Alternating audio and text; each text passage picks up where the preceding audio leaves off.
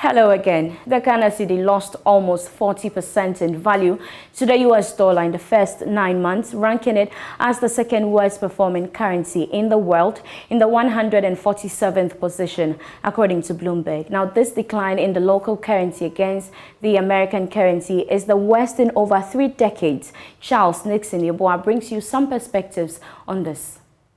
This performance of the Cedi also ranked it as the worst among 23 top-performing currencies on the African continent. In the last 3 months, the local currency lost almost 21% in value to the world's most important currency. The situation was worse in the month of August. The Cedi's woes this year has been complicated by the poor fiscal state of the economy, causing a downgrade of the country's credit rating by all the 3 top rating agencies in the world. This, as a result, led to liquidation of some investment of Government of Ghana bonds by investors, further worsening the situation. It has also caused high inflation in the country. However, the expected $1.3 billion cocoa syndication loan, of which the first tranche of inflows may come this month, will help slow down the rate of depreciation of the Cedi significantly in the short term. Again, the expected economic program that the government is seeking from the International Monetary Fund may halt the rapid fall of the local currency in the medium term. Meanwhile, the Sri Lanka rupee is the worst performing currency in the world at the 148th position. Well, joining us on Zoom is currency analyst and head of research at IC Securities, Courage Mate, to explain some pointers to us. Hello, Courage, and good afternoon. The Cedi's performance this year has been troubling, isn't it?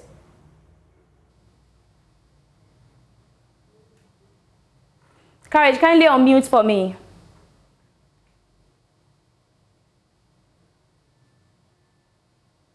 Can you hear me now? Yes, I can. Go ahead. All right, sure. So indeed, the Cedi's performance has been quite troubling this year, to say the least. And indeed, businesses have also taken a hit to their working capital as a result of the 40% year-to-date loss in the Cedi. So it is really troubling.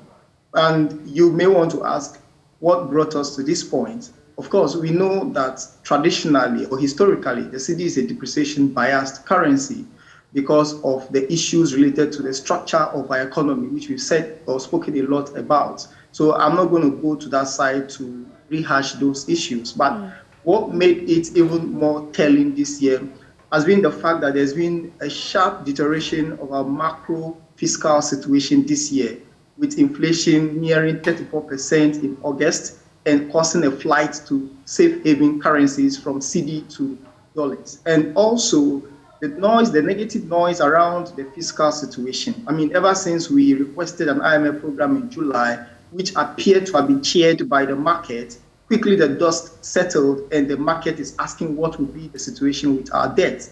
And in the past couple of weeks, there's been talks of restructuring of the domestic debt. And that is driving selling pressure on the bonds market as we speak. And that selling pressure is also translating or emitting into the foreign exchange market, as it is driven by non-resident investors who are seeking to exit their Cedi position. Even for resident investors who would want to exit Government of Ghana securities to avoid losses as a result of the potential restructuring, are looking for safe havens, and the dollar becomes the safest haven they have on the market, especially given the global strengthening of the US dollar. So you find the root cause of this year's sharp depreciation around the fiscal issues we are grappling with, and the uncertainty around the debt outlook and what it means for investors who have positioned in the Government of Ghana debt. But how has this performance impacted on the local economy? Negatively, I must say, because there are sectors of the economy who are exposed to exchange rate performance. And if you look at trade and commerce, if you look at manufacturing, of course, in the last reading of GDP, we saw manufacturing coming strong. But if you look at other sectors like trade, for instance, that sector has been slowing down in terms of growth for the last 2 consecutive quarters. And this is the effect of the Cedi's depreciation on the working capital of traders in that sector of the economy. Because even if you come to the capital market, it is also hurting portfolio investors who are having to readjust their portfolio against foreign currency. Of course, if you have to do translation away from local currency to foreign currency, your portfolio valuation reduces over time. So even in the real sector, as well as the capital market, you see losses on portfolios and business books. Let us understand what the outlook looks like. Is there any hope for the rest of the year? Well, I wouldn't want to be doom mongering. So I would say that it's probably not as bad as another 40% depreciation before the end of the year. Because, of course, we are expecting the cocoa syndicated loan to come in tranches, and that should help prop up the reserves and ease the pressure on the local currency, strengthen the central bank interventions on the forward and spot market. So that's a good one that should ease some of the apprehension. But of course, the big one out there is the uncertainty around the fiscal situation and the plans for the domestic debt as news of potential restructuring remains in the market. And that is where the Cedi is taking the most hits. And until we conclude the negotiations with the IMF and have a clearer picture on what government plans to do with the debt situation, we are continuing to see exits from Cedi position into safe havens like the US dollar. And so that's not good news for the local currency. What do you suggest? What should be the long-term solution for this rapid fall of the Cedi?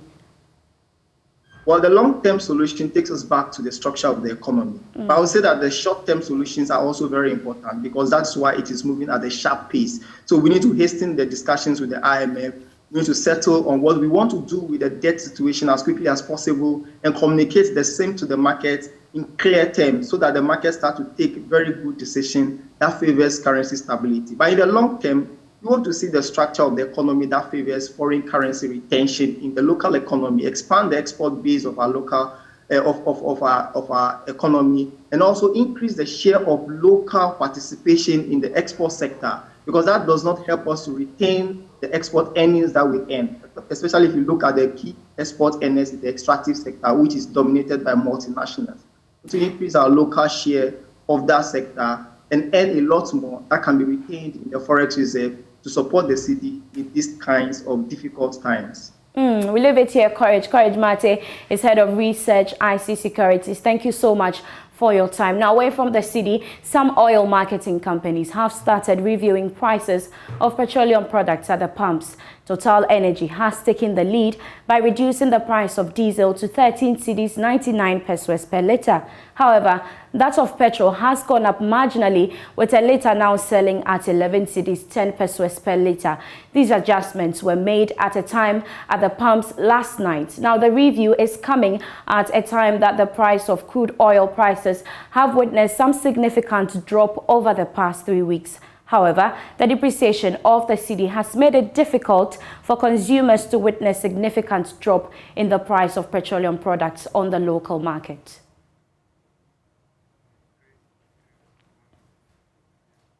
Let's take a look at some other stories now. Cocoa Board has finally reached a deal with some banks to raise up to $1.3 billion. Joy Business is learning that the agreement was finalized over the weekend. This will now pave way for the virtual signing of the loan agreement to be done later today. But what are the challenges that lie ahead for Cocoa Board despite clearing the hurdle? George Riafe has the rest of the story. We understand that the signing would not be characterized by the usual fanfare associated with cocoa loan syndication agreement.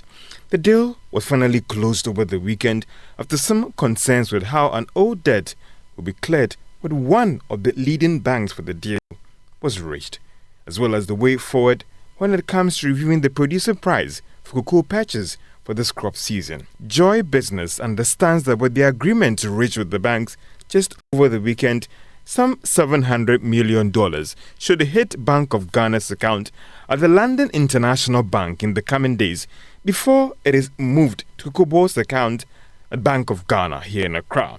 The central bank would then take the dollars and give the Cedi equivalent to Cocoa Board.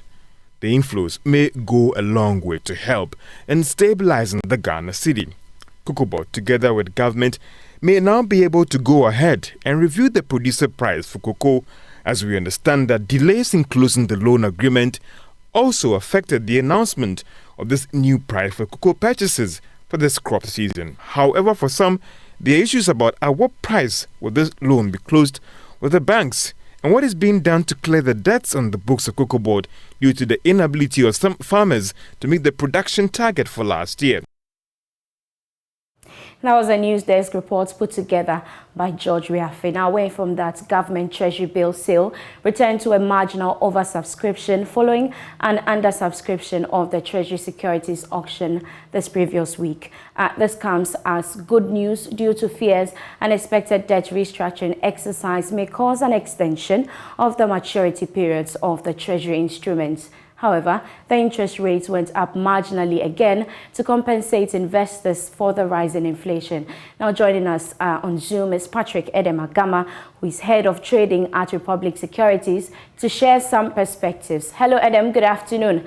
We recorded a marginal oversubscription in Treasury bill sale last Friday following a week of decline. Good news, or what do you have to say? Yes, good afternoon. It's good news. We saw it's inching up slightly, but this can also be largely attributed to the low level of the target, because the target was 905 million compared to the previous target that we've seen in the billions. So yeah, for the 91-day, it cleared at 30.45%, as high as 30.85% were accepted. The 182-day closed at 31.57%, and as high as 31.88% were accepted for the bids. The greatest jump was in the 365-day bill that closed at 31.54%, inching up more than 100 basis points. And also we can see that as high as 32.01% of the bids were accepted for that. Again, the 91-day Treasury bill dominated in terms of the volumes, taking about 72% of the bids against 15 and 14% for the 182-day and the 364-day bill. Patrick, there are fears that anticipated debt restructuring will affect T-bills auctioning in the near future. What's the situation presently? Well, investors are taking an approach of holding to see or to get more information about the debt restructuring. And we can see that the levels are dropping in the secondary market. However, some investors are also taking advantage of the high yields on the market and then making their trades.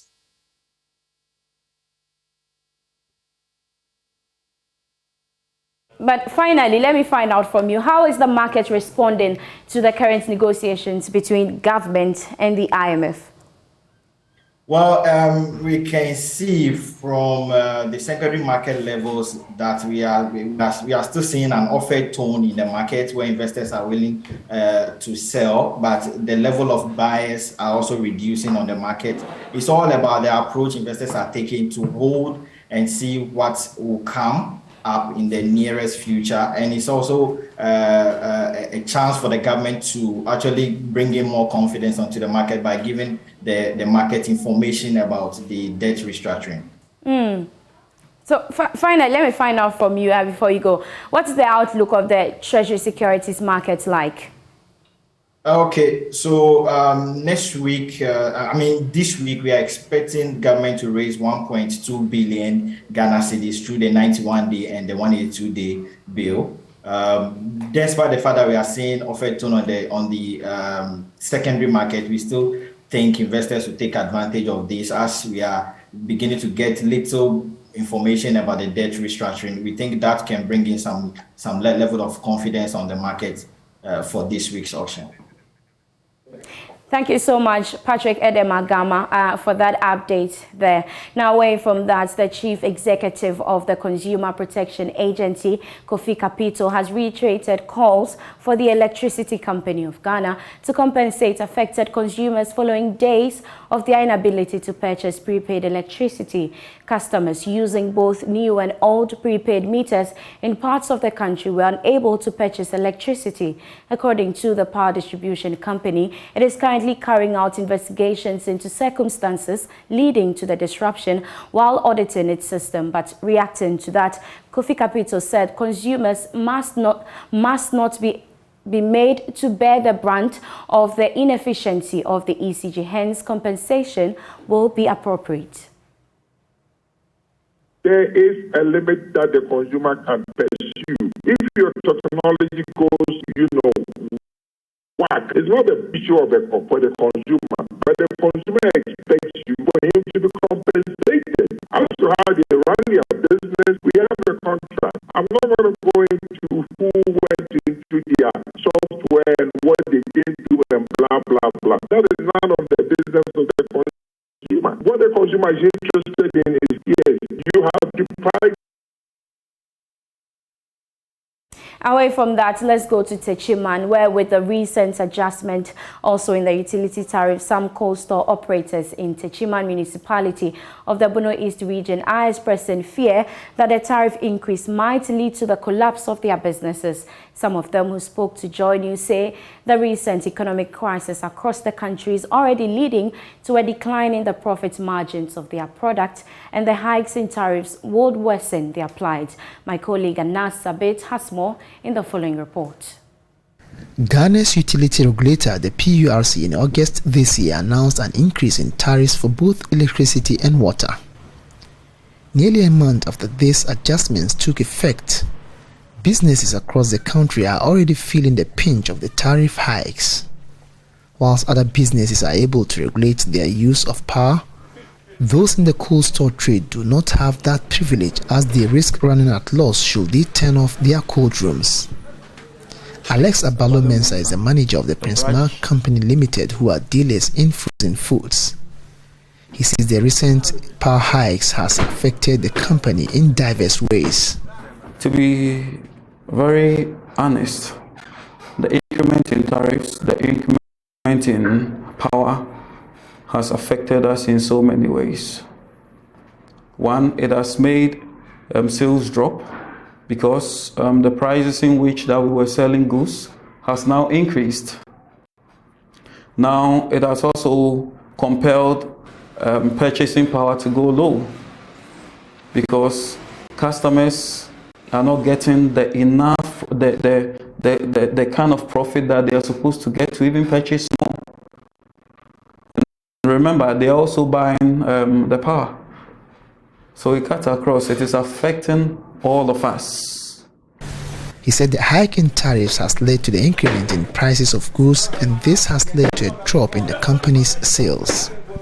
Now, there has been an increment in the prices, okay, because of the rise or because of the increment in power. Now, I'll have to share that percentage over the products. The kind of, profit that the company is supposed to generate to pay, the number of people that it has, employed, we are not able to get. The situation, according to Alex, if not checked, may lead to the collapse of some businesses, as some are already considering laying off some workers. This is really affecting us as much as it is affecting the customers as well. And once the customers are out of business, it affects the company. Sales cannot be met, and this will compel the company to go low, to go down, and then most of the workers are going to be laid off, and this is going to also add up to the unemployment rate. Madam Grace Ansah sells fish at the Techiman Central Market. She used to buy up to 50 cartons of fish from Kumasi, but the increase in prices is slowly collapsing her trade. First in the corner, me and me call Kumasi Kwafa, we call me to me for beer 50. We keep out to Nasa, Namasan Kumasi. She said, the Akurano, Minko Kumasi, Hayana Meba, be a week ma 10 o'clock into me, son. Because no one I did. So the first water, I'm like a 10. Because we say 6 million. So now I'm like a 10, I got 40 million. 40 million, I borrow. They are therefore appealing to government to intervene by subsidizing the power cost in order to keep the private sector in business to help minimize the country's unemployment rates. Now, government should think of a way to help, to subsidize, take away some of the burden from the companies. I'm telling you, the private sector is the sector that is holding the country. So if government focuses on the businesses in the country, I'm telling you, bro, the unemployment rate is going to go down. Yes, and so I'm sure my lights. And then you're to sono, I'm sure you know my baby uncle from Kakanamaya. Cedi anema ina no betimi akofoma amaye no esra mpanifo so omonhwe amaye. Anna Sabit, Joy News, Teachman. And here in the studio, my name is Beverly Broom. Now to some other stories. MasterCard Foundation scholars at the Kwame Nkrumah University of Science and Technology are being encouraged to take advantage of social media to lift their entrepreneurial activities. CEO of clothing brand Kwawu Outlook, Isaac Frimpong Manson, was worried about the abuse of social media platforms by the youth. He was speaking at the 2022 MasterCard Foundation Scholars Program Summer Camp aimed at boosting career development of scholars. CFSP, since its inception in 2014, has been organizing summer camp training programs for its scholars to equip them with skills to stand out in the corporate world. The 2-week-long skills training program is meant to train scholars in various entrepreneurial disciplines. The training program is to expose scholars to soft skills which will stimulate their entrepreneurial potentials for societal benefit. Lead for MasterCard Foundation at KNUST, Professor Kwawu Sutaku, was optimistic of the gains from the program. So it's a 2-week program after they have finished their exams in the second year. The first week is a summer school in which we invite people who are skillful in a variety of things, including satellite installation, programming, batik tie and dye making, what the women, bead making, the thing, yeah, catering, makeup and that kind of thing. And you do it for 4 years. And so what we are saying is that by the time you go through the 4 years, you have made up your mind what you want to do. We don't think that within the 2 weeks of training, you become an expert. There are some people who can't wait. They are motivated by these workshops, and they go there grabbing, and we have... In a mentoring session, Mr. Frimpong Manso took the students through client relationship, financial management and customer care, amongst others. He advised them to put priority on producing exquisite wares in order to realize substantial revenue. What they do is come and twerk. Come and twerk. For what? Whilst you can use the same platform to make money. But unfortunately for you, maybe in the less essential market, it means that you're producing something like clothes, jewelry, basketry, shoes. You can name them. Now, what you don't realize is everybody spends on these things on their disposable income. What is left after they have filled their stomach? So it means that your product should be something they want before they will buy. And especially in these times, that times are difficult, your product is not what we want. Nobody's going to come for your product. The scholars will be exposed to various soft skills training, including makeup artistry, satellite installation, beading, tie and dye, and batik or screen painting. Others are catering, soap making, packaging, app development, introduction to graphic design, mushroom farming, wig making, yogurt production, and photography and video editing. And that's how we end Marketplace this afternoon on the Joy News channel. Thank you so much for your company. For more business news, you can log on to myjoyonline.com/business. My name is Beverly Broom. Enjoy the rest of our programs.